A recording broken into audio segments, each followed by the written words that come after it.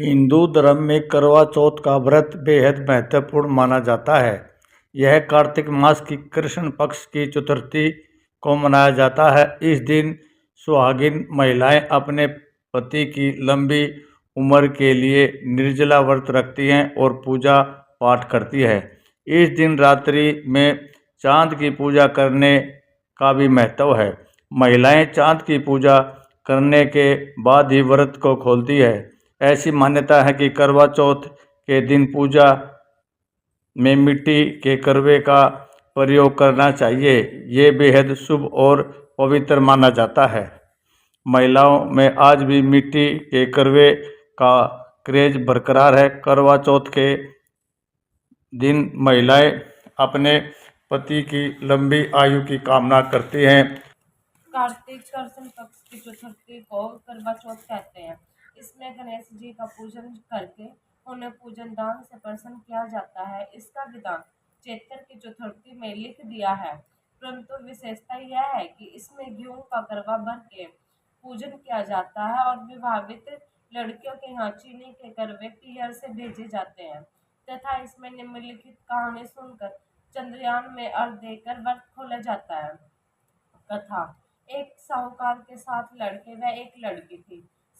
सेठानी के सहित उसकी बहुओं और बेटे ने करवा चौथ का व्रत रखा था। रात्रि को साहूकार के लड़के भोजन करने लगे तो उन्होंने अपनी बहनी से भोजन के लिए कहा। इस पर बहनी ने उत्तर दिया, भाई अभी चांद नहीं निकला है, उसके निकलने पर अर्घ देकर भोजन करूंगी।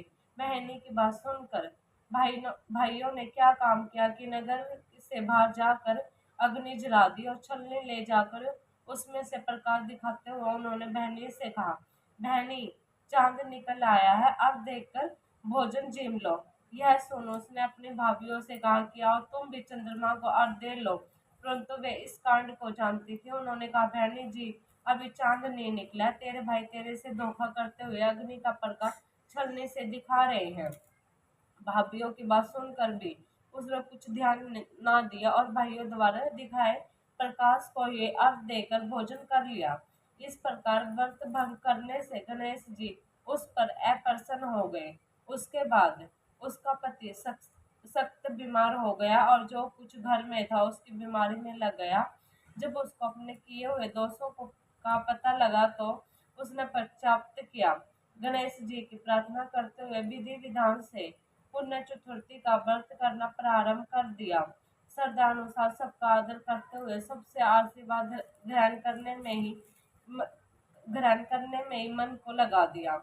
इस प्रकार उसके श्रद्धा भक्ति सहित कर्म को देखकर भगवान गणेश उस पर प्रसन्न हो गए और उसके पति को जीवन दान देकर उसे आरोग्य करने के पश्चात धन संपत्ति से युक्त कर दिया।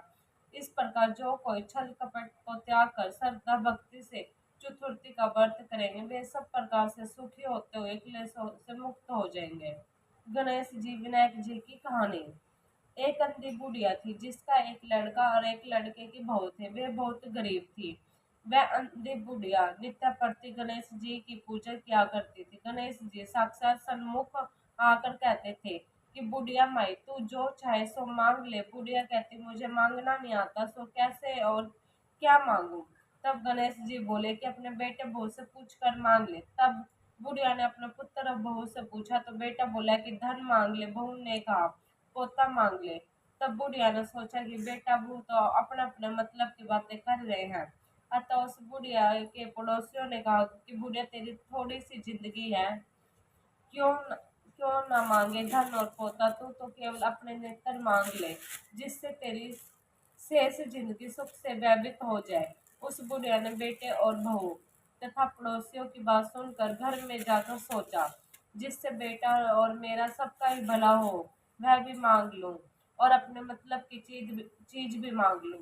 जब दूसरे दिन श्री गणेश जी आए और बोले, बोल बुढ़िया क्या मांगती है, हमारा वचन है जो तू मांगेगी सो ही पाएगी। गणेश जी के वचन सुनकर बुढ़िया बोले, हे गणराज यदि आप मुझ पर प्रसन्न है तो मुझे 9 करोड़ की माया दे, निरोगी काया दे, अमर सौभाग दे, आंखों में प्रकाश दे, नाती पोता दे और समस्त परिवार को सुख दे, अंत में मोक्ष दे।